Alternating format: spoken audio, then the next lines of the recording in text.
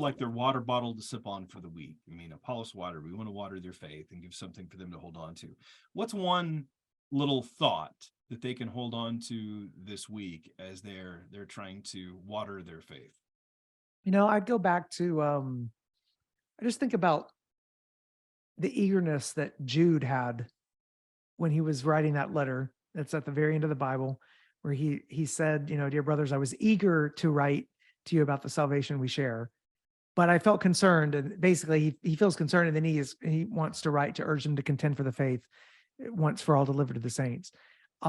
There's something about that eagerness, in that he really wanted to just talk about the gospel, but then he had to focus on these other issues.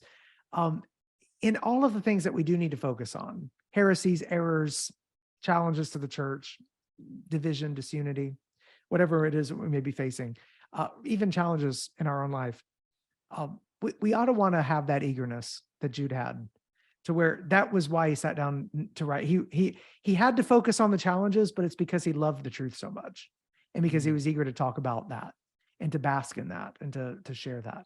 I wonder, I feel like some people may be prone to different dangers here, but I wonder if some of the people that are most sort of engaged and vociferous and like, I'm going to root out all theological error no matter wherever I find it.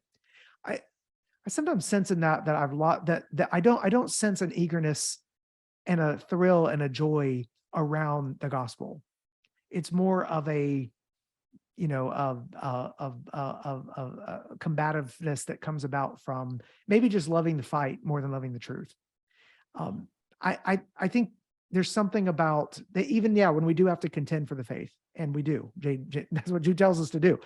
But he tells us that out of a heart that is eager to bask in the glory of salvation. And I think that's the heart posture we want to have. So if I were to, water the souls of people that are listening, do the heart check on yourself. When was the last time you were eager to worship, to adore the living God, to speak of his salvation to other people? Not eager to be in the fight, but eager about the truth that you're wanting to contend for. I think that's an important word for us, especially after a long conversation about orthodoxy doctrine. Oh, well, I would agree. And I want to thank you for writing the book. I do recommend it to other people. And I want to thank you again for coming on Apollos Watered, brother. Thanks so much. I will be super courageous if I do it a third time. So